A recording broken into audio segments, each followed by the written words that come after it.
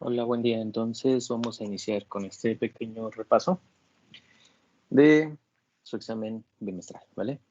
Eh, Al principio de clases empezamos a hablar sobre los niveles de organización.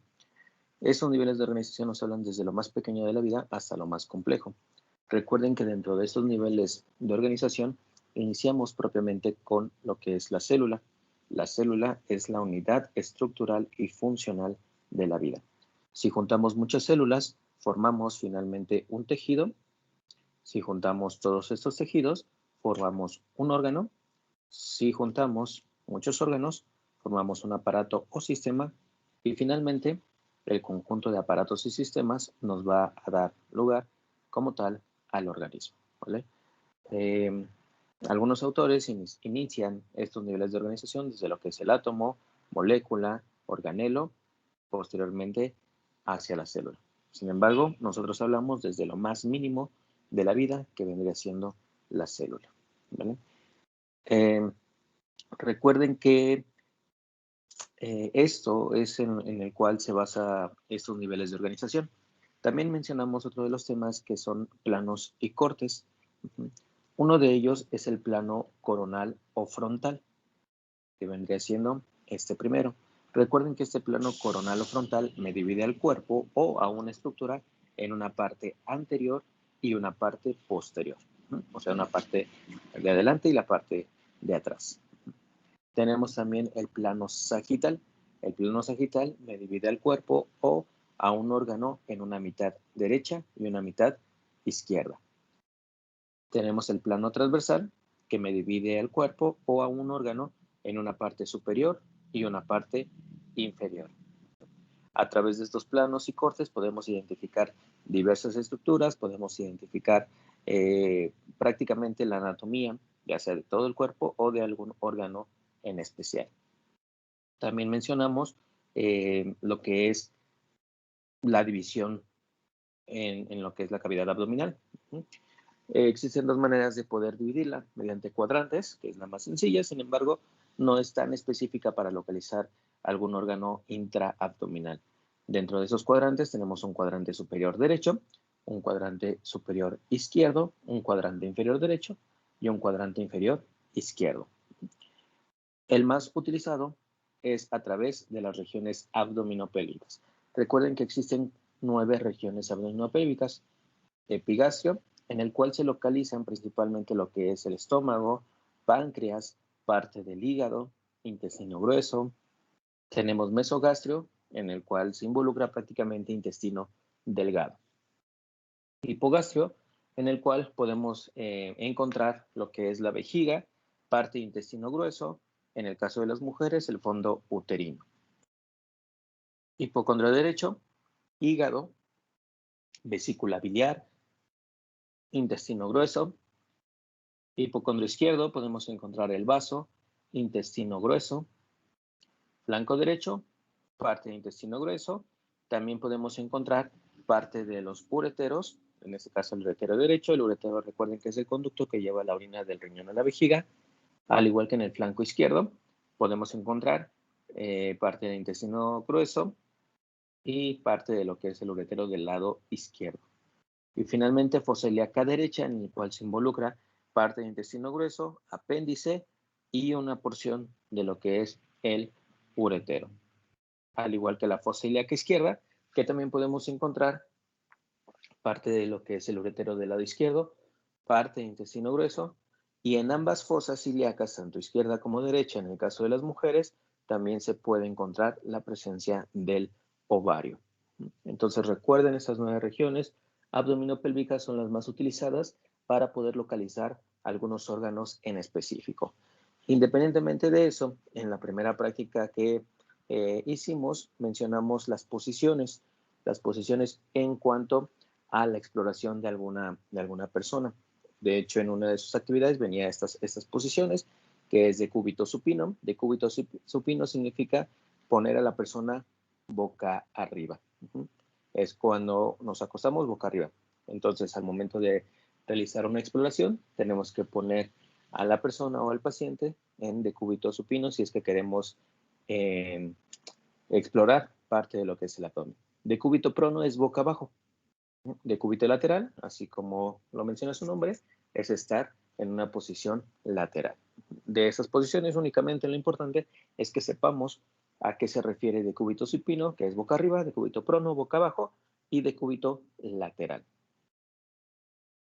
También hablamos parte de lo que es embriología, en el cual es el estudio de la formación y el desarrollo del embrión. Para que se lleve a cabo este embrión, necesitamos primero que exista una fecundación. La fecundación es la unión del espermatozoide con el óvulo.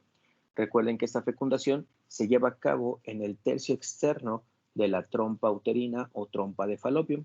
A este tercio externo también se le conoce como ampolla. Ahí es donde se lleva a cabo esta fecundación. Una vez que se une este espermatozoide con este óvulo, se forma la primera estructura, que es el huevo o cigoto. Después esta célula se divide en dos y empieza a formar blastómeros. Al llegar a la célula aproximadamente 16, sin embargo puede ser de 12 a 32, hablamos de una estructura que se llama mórula.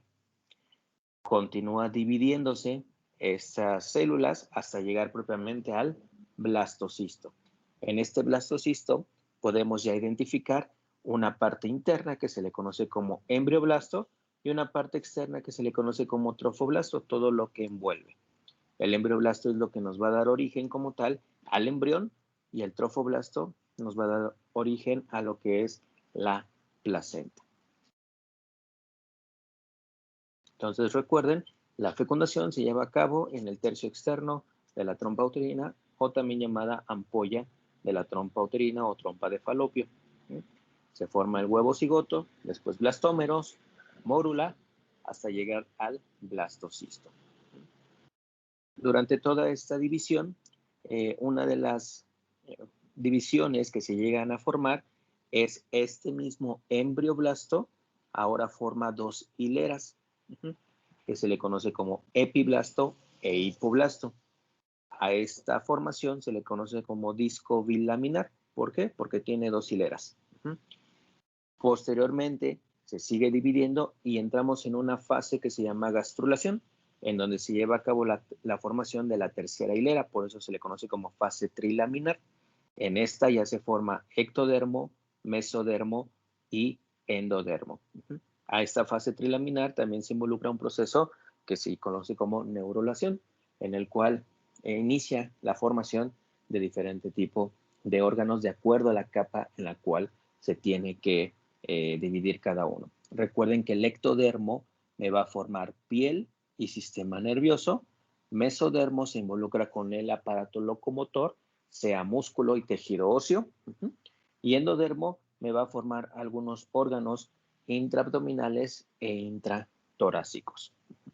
Recuerden, estas tres líneas germinales son las que nos van a dar origen a todas las estructuras del cuerpo humano. En el organismo, en el cuerpo, existen 4 tejidos fundamentales. El tejido epitelial, tejido conectivo, tejido muscular y tejido nervioso. El tejido epitelial, este tejido epitelial sirve principalmente para llevar a cabo un proceso de protección. Nos ayuda a protegernos ante diferentes tipos de fricciones, traumatismos, entre otros. Un ejemplo a nivel de la piel se encuentra en la capa más superficial, constituido por lo que es el tejido epitelial.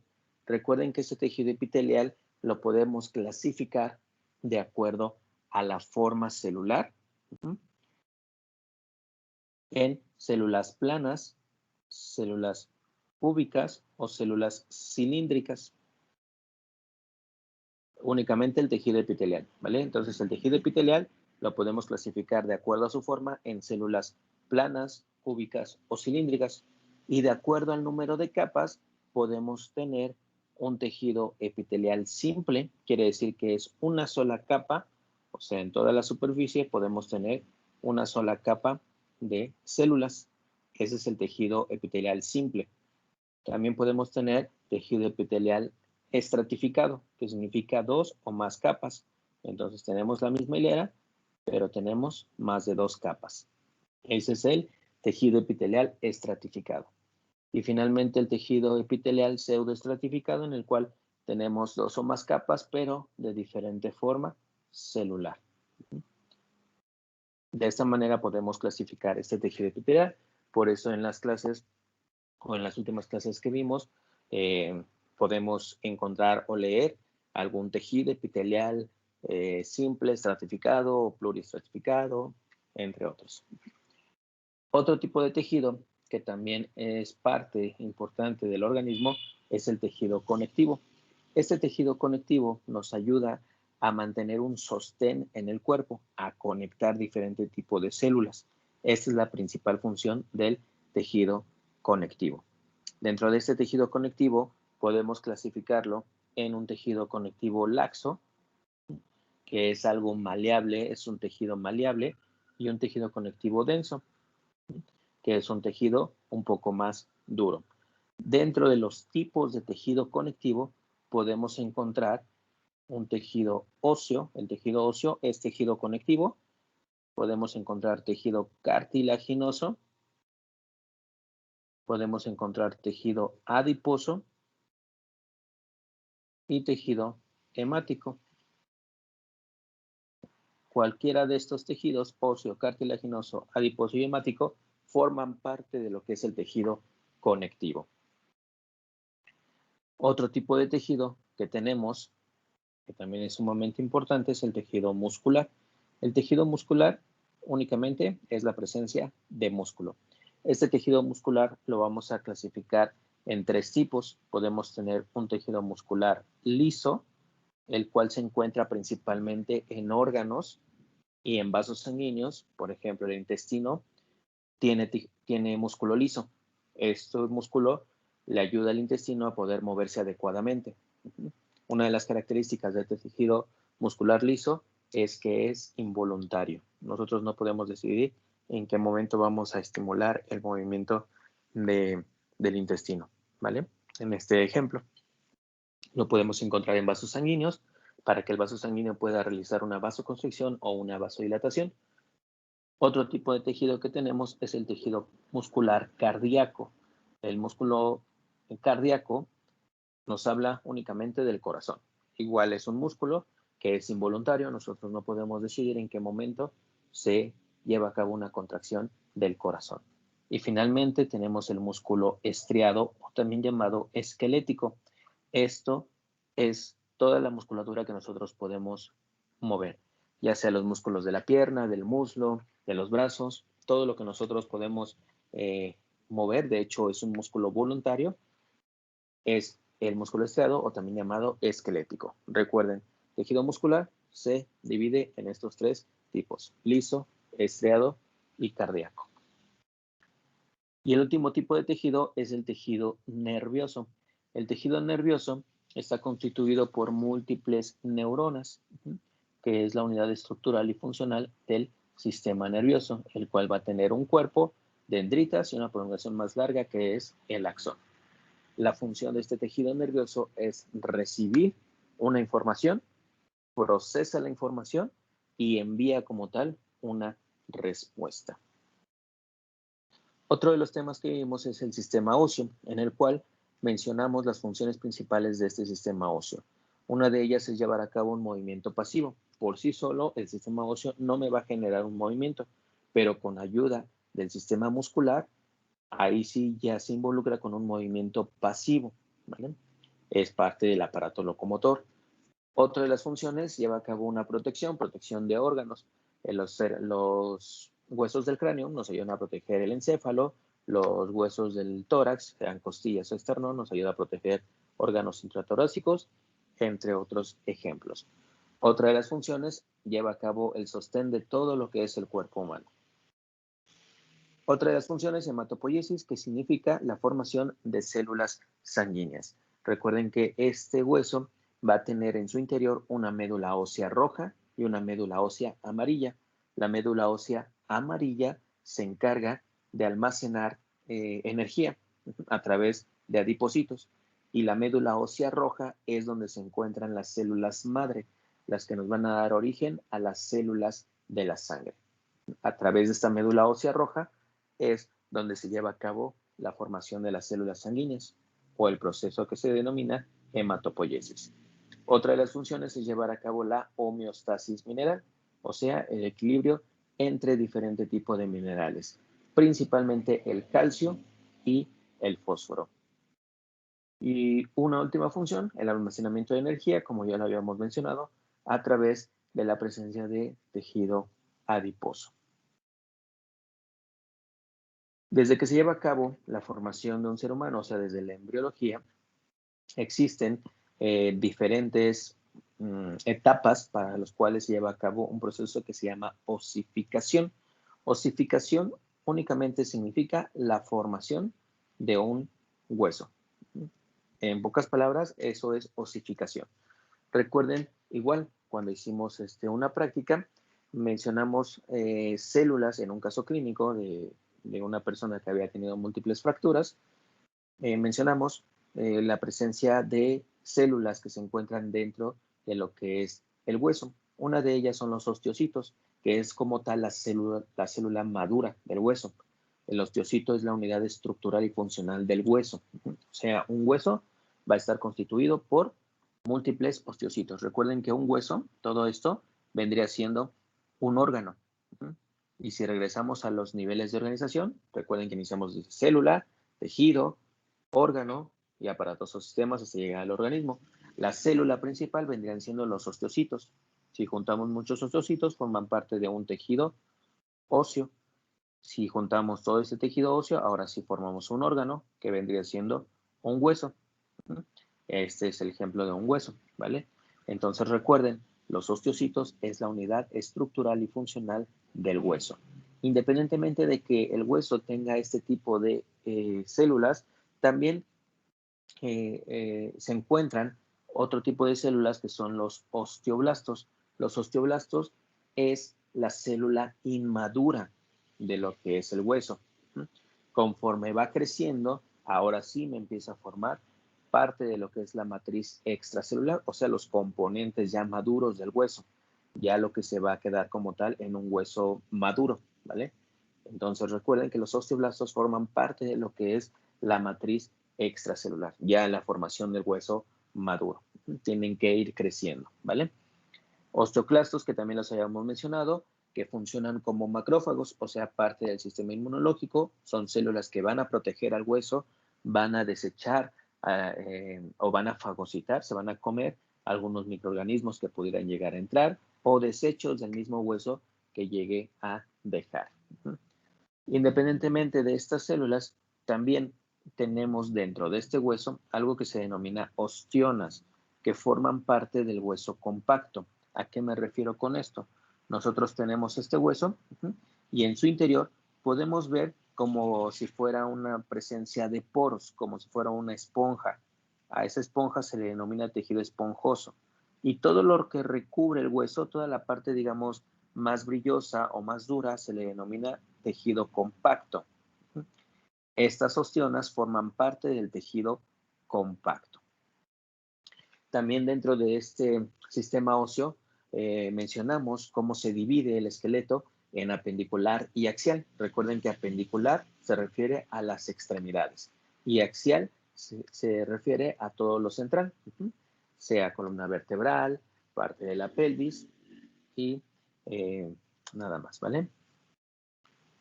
En esta imagen mencionamos algunos huesos que se involucran dentro de este sistema óseo, como el hueso frontal, que se encuentra en esta parte, también el maxilar, aquí tenemos la mandíbula, en este lado tenemos el temporal, perdón, el cigomático, y en esta parte posterior tenemos el temporal, ¿vale? Esta es una vista lateral en la cual podemos observar también otro tipo de huesos, el cual vemos el frontal, aquí tenemos el parietal, el occipital, el temporal y aquí tenemos la mandíbula. Vean cómo se une esta mandíbula con el temporal. Si se une la mandíbula con el temporal, entonces la unión de dos o más huesos se le conoce como articulación. Esto vendría siendo una articulación temporomandibular porque se está uniendo el temporal con la mandíbula. Esta es otra imagen en la cual igual podemos observar prácticamente los mismos huesos. También mencionamos parte de lo que es la columna vertebral, en la cual se divide en diferentes regiones, lo que es la región cervical, que está constituida por 7 vértebras cervicales, la región dorsal o torácica, por 12 vértebras torácicas, la región lumbar, 5 vértebras lumbares, el sacro, que está constituido por 5 vértebras que están fusionadas, y coxis, que en promedio vendría siendo 4 vértebras igual fusionadas. La caja torácica va a estar también constituida por lo que es el esternón y las costillas. Las costillas a su vez las vamos a dividir en costillas verdaderas, costillas falsas y costillas flotantes. Recuerden que verdaderas son 7, falsas son 3 y flotantes vendrían siendo 2. Articulaciones, mencionamos alguna clasificación de estas articulaciones. Recuerden que las articulaciones es la unión de 2 o más huesos.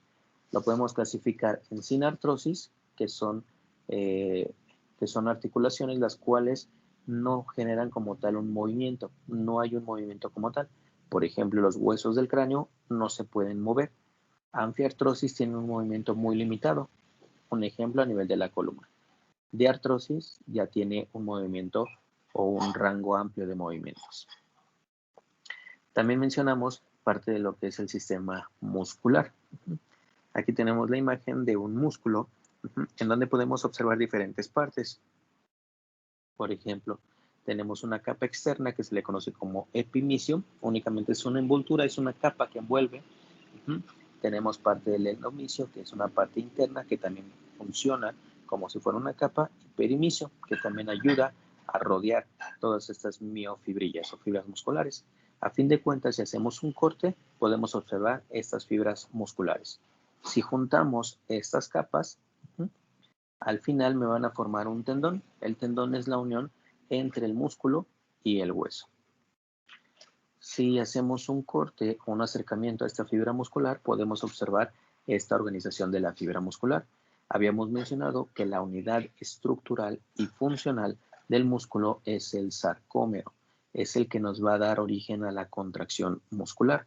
Vean cómo este sarcómero está dividido o está separado por unas líneas que se le conocen como líneas Z.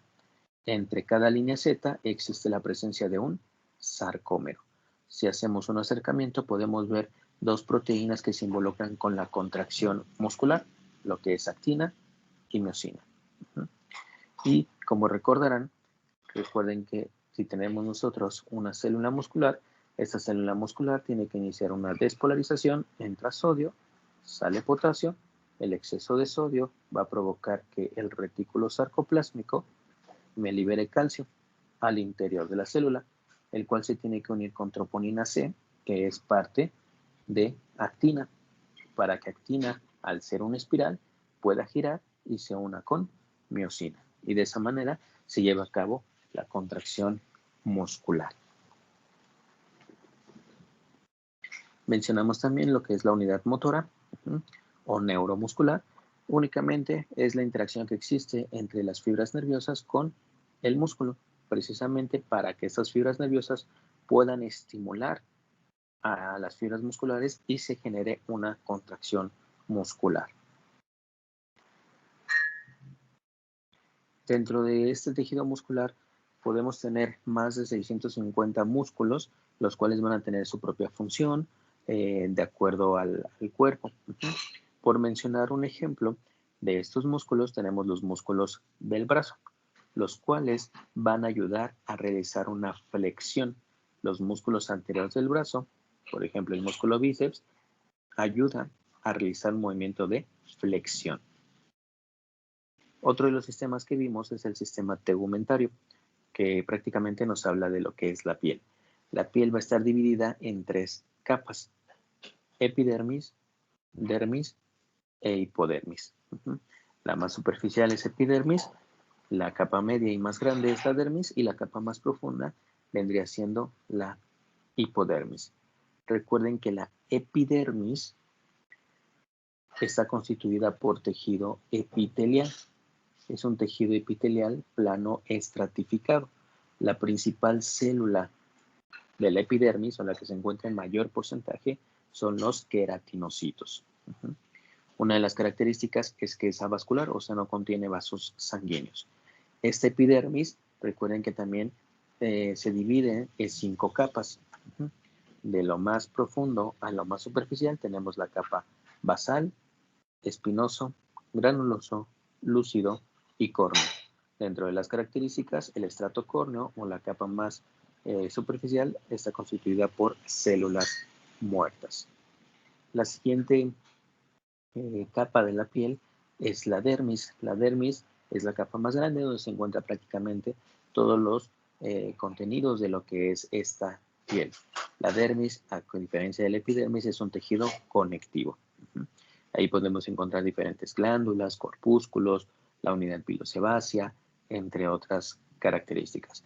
La principal célula de la dermis es el fibroblasto. Esta capa es vascular, o sea, sí tiene vasos sanguíneos. A lo largo de esta dermis podemos encontrar diferentes corpúsculos o células especializadas que van a detectar alteraciones en la temperatura, alteraciones en el tacto o en el dolor, que son estructuras sensoriales. Dentro de esos corpúsculos tenemos el corpúsculo de Meissner, el cual se involucra con el tacto. Corpúsculo de Krauss con el frío, corpúsculo de Pacini con presión, Ruffini calor y Merkel el tacto superficial. Aquí tenemos igual una imagen, un corte histológico en el cual podemos observar parte de las capas de la piel, lo que es epidermis, dermis e hipodermis, que prácticamente es tejido adiposo. En esta imagen tenemos la unidad pilosebácea, en el cual está constituido por lo que es el folículo piloso, que vendría siendo todo esto. Está constituido también por lo que es la glándula sebácea, que le va a dar la nutrición a este folículo piloso, y el músculo piloerector, el cual ayuda a llevar a cabo una piloerección, o que estos folículos pilosos tengan este tipo de erección para mantener una temperatura a nivel de lo que es la piel. Otro de los temas que también mencionamos es sistema nervioso, ¿vale? Dentro del sistema nervioso, recuerden que la unidad estructural y funcional del sistema nervioso es la neurona. La neurona va a tener diferentes partes. Las 3 partes principales vendría siendo el cuerpo neuronal, o también llamado soma, toda la parte central. Tenemos prolongaciones cortas que se llaman dendritas, y la prolongación más larga que vendría siendo el axón. Recuerden que esta neurona va a tener 3 funciones principales, que es recibir una información, procesar la información y enviar como tal una información. Independientemente de esta neurona, dentro de lo que es el sistema nervioso vamos a encontrar diversos tipos celulares. Ahorita les voy a mencionar qué otras células podemos encontrar. Estas células, lo importante es que conozcan que independientemente de que existan neuronas, también tenemos otras células que se van a encargar de otras funciones muy específicas dentro del sistema nervioso. ¿Vale? Entonces, para que quede un poquito más claro, puesto que estas células no las vimos cuando empezamos con sistema nervioso, vamos a mencionar únicamente la función. Entonces, imagínense que este cuadro es el cerebro, únicamente el cerebro. Dentro del cerebro vamos a tener neuronas. Estas vendrían siendo las neuronas. Todas estas cruces rojas son las neuronas. Pero independientemente de tener estas neuronas, también vamos a tener otro tipo celulares. Estas cruces azules son esas otras células que se encuentran dentro de este sistema nervioso.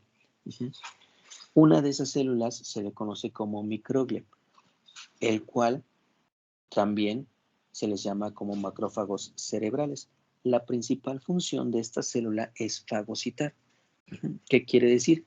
Que si un cuerpo extraño o un bicho logra entrar al sistema nervioso, microglia lo va a detectar y va a fagocitar a ese microorganismo o a ese desecho, o sea, se lo va a comer. Entonces recuerden que dentro de este sistema nervioso vamos a encontrar, independientemente de neuronas, otras células que van a tener funciones muy específicas. Una de esas células es la microglia, que funcionan como macrófagos, cuya función es fagocitar, o sea, se comen desechos o microorganismos. Es muy similar a lo que sucede en la piel a través de las células de Langerhans. Las células de Langerhans van a fagocitar o van a proteger a la piel a través de la fagocitosis, o sea, comerse los microorganismos o desechos que se encuentren en esa zona. ¿Vale? En este esquema, vean cómo tenemos la imagen de una microglia. Es muy similar, se parece mucho a una neurona, pero tiene esta función de fagocitar. Otro tipo celular son los astrocitos. De los astrocitos, la principal función es ayudar a formar la barrera hematoencefálica. ¿A qué se refiere con barrera hematoencefálica? Igual, vamos a hacer este cuadro. Supongamos que este cuadro es el cerebro. Dentro del cerebro vamos a tener neuronas, vamos a tener también otro tipo de celulares, como microglia. Para que le llegue la nutrición, o sea, los nutrientes y el oxígeno a este cerebro, necesitamos que llegue un vaso sanguíneo. Pasa el vaso sanguíneo y esté dejando sangre. Por aquí está circulando la sangre, ¿vale? Justamente en este punto tiene que estar o se tiene que encontrar una célula. Esta célula se le conoce como astrocitos. Esta unión entre lo que es el vaso sanguíneo, justamente esta zona, entre el vaso sanguíneo y el sistema nervioso, se le denomina barrera hematoencefálica. Hemato es sangre, encéfalo, bueno, encefálica vendría siendo encéfalo, ¿vale? Eso es la barrera hematoencefálica. Es como si fuera una puerta, la cual le va a dar acceso a que entren nutrientes, oxígeno, entre otras cosas. Entonces, los astrocitos se van a encontrar justamente en esta barrera. ¿Cuál es la función de estos astrocitos? Estar vigilando qué es lo que puede entrar al sistema nervioso. Hagan de cuenta que es como si fueran unos cadeneros.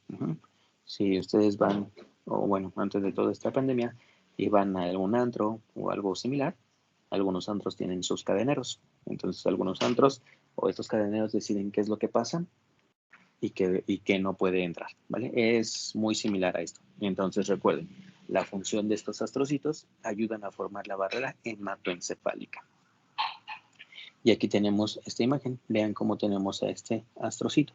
Tiene como múltiples brazos y cómo se pega al capilar. El capilar es un vaso sanguíneo. Está en contacto con este capilar para ver qué es lo que puede pasar al sistema nervioso o qué no. Otra de las células que también se encuentran dentro de este sistema nervioso son oligodendrocitos.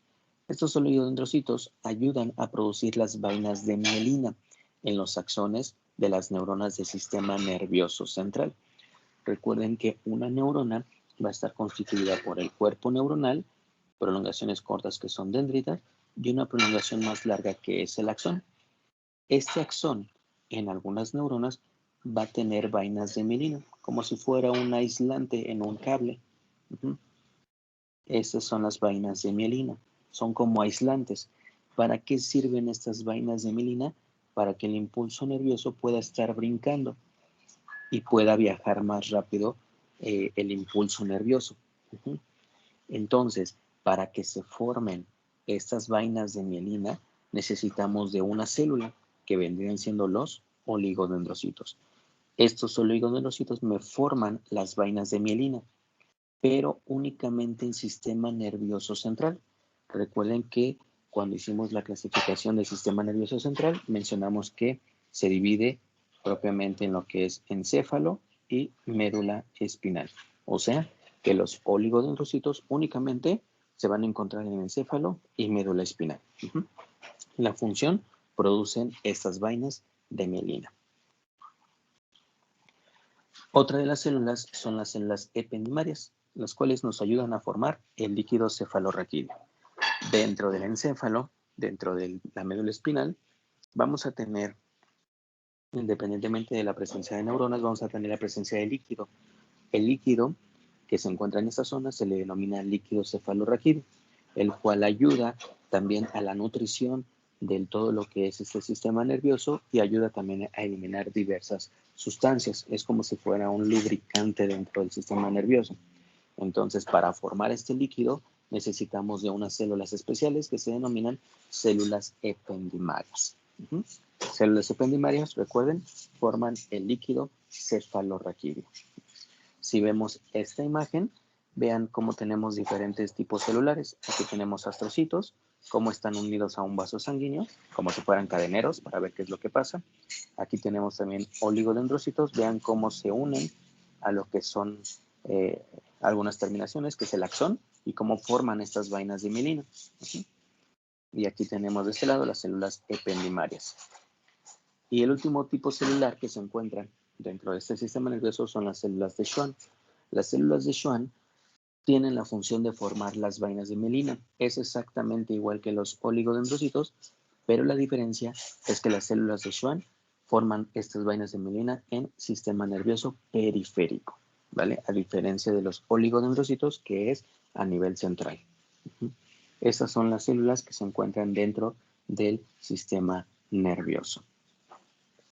Dentro de este mismo, también mencionamos que la comunicación que existe entre dos o más neuronas se le conoce como sinapsis.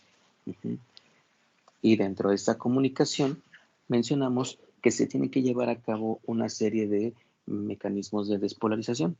Inclusive habíamos puesto una neurona, la cual la terminación más larga es el axón, tiene que iniciar una despolarización, entra sodio, sale potasio, y al llegar a la parte final se tiene como un ensanchamiento que es el botón sináptico. Independientemente de que entra sodio y sale potasio, el electrolito que tiene que entrar aquí es el calcio. ¿Por qué? Porque el calcio va a ayudar a que las vesículas, que son como bolsitas que se encuentran en esta zona, se empiecen a unir a esta parte para que me liberen el neurotransmisor. Entonces, el electrolito que me ayuda a la liberación del neurotransmisor es el calcio, ¿vale? Si vemos esta misma imagen o este esquema, podemos observar la entrada de este calcio. Vean en este lado cómo tiene que entrar este calcio para que estas vesículas empiecen a unirse con la membrana y me liberen este neurotransmisor y pueda actuar sobre sus propios receptores. Sistema nervioso, vimos las funciones generales, que prácticamente se engloba la función de una neurona, que es recibir, procesar y enviar una información. El sistema nervioso lo podemos dividir en sistema nervioso central y sistema nervioso periférico. Sistema nervioso central, hablamos de lo que es el encéfalo y la médula espinal. El encéfalo, a su vez, lo dividimos en el cerebro propiamente, cerebelo y el tronco encefálico, que se divide en mesencéfalo, puente de Barolio y bulbo raquídeo. Todo este sistema nervioso central va a estar envuelto por lo que son meninges, que son únicamente capas, las cuales van a envolver a este sistema nervioso central. Si vemos esta imagen, hablamos del cerebro, cómo se divide en un telencéfalo, que a su vez se divide en hemisferios. Tenemos un hemisferio derecho y un hemisferio izquierdo. También este mismo telencéfalo lo podemos dividir en lóbulos, las cuales van a tener sus propias funciones. En la parte central tenemos el diencéfalo, que está constituido principalmente por glándulas, y en la parte posterior tenemos el tronco encefálico, que es el mesencéfalo, puente de Barolio, bulbo raquídeo. Y en la parte posterior inferior de todo este cerebro tenemos el cerebelo, que también tiene su función principal, y la médula espinal. Si recordamos las funciones de estos hemisferios, recuerden que el hemisferio derecho controla los movimientos del lado izquierdo, siempre va a ser contrario. Independientemente de eso, se involucra con los sentimientos, sensaciones, imaginación, creatividad artística, sentido musical, percepción tridimensional. Todo lo relacionado a las artes, a lo artístico, sea pintura, música, entre otros. El hemisferio del lado izquierdo me controla los movimientos del lado derecho y se involucra también con lo que es el razonamiento, la memoria a largo plazo, la memoria verbal, lenguaje escrito, el lenguaje hablado y la habilidad numérica. También este mismo telencéfalo habíamos mencionado que se divide por lóbulos, y dentro de esos lóbulos tenemos un lóbulo frontal, el cual se involucra con movimientos voluntarios, emociones, razonamiento, personalidad, pensamiento. Tenemos el lóbulo temporal, cuya principal función es el estímulo auditivo, pero también se puede ver dentro de la memoria y el equilibrio y los estados de ánimo. Parietal se encarga principalmente de todo lo relacionado a las sensaciones, como sensación de dolor, presión, temperatura, los estímulos táctiles, gustativos, olfatorios y auditivos. Y el occipital, que se encarga principalmente del control de la visión.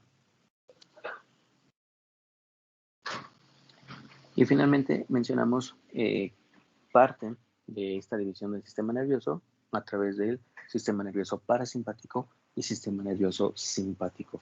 Recuerden que el neurotransmisor que se encuentra en el sistema nervioso simpático es noradrenalina, el cual tiene que activar receptores tanto alfa como receptores beta.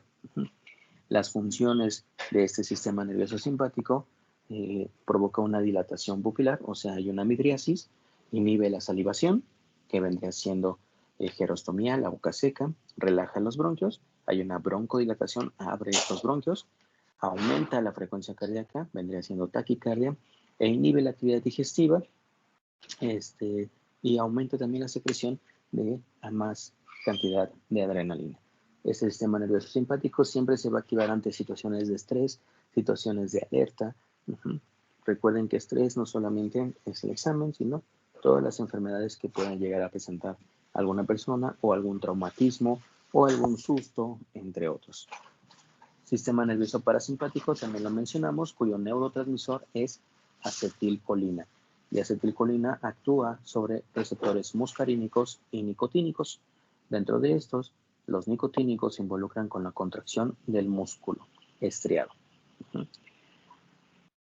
La principal función del sistema nervioso parasimpático es la digestión. Esa es su principal función. Sin embargo, también realiza funciones contrarias al simpático. A nivel de la pupila, contrae la pupila, o sea, provoca una miosis. Estimula la salivación, que vendría siendo cialorrea. Disminuye el latido cardíaco, que vendría siendo bradicardia. Contrae los bronquios, una broncoconstricción. Y me estimula todo lo que es la actividad digestiva. Todo el aparato digestivo va a estar siendo estimulado a través del sistema nervioso parasimpático. Estos son los principales temas o los principales puntos que van a venir en su examen bimestral. Recuerden que únicamente lo que mencionamos es lo que vendría en su examen bimestral. Espero les haya o les ayude mucho. De cualquier forma, pues mañana sería su examen. Cuídense mucho y que tengan un buen día. Espero les haya servido mucho, ¿vale? Nos vemos pronto.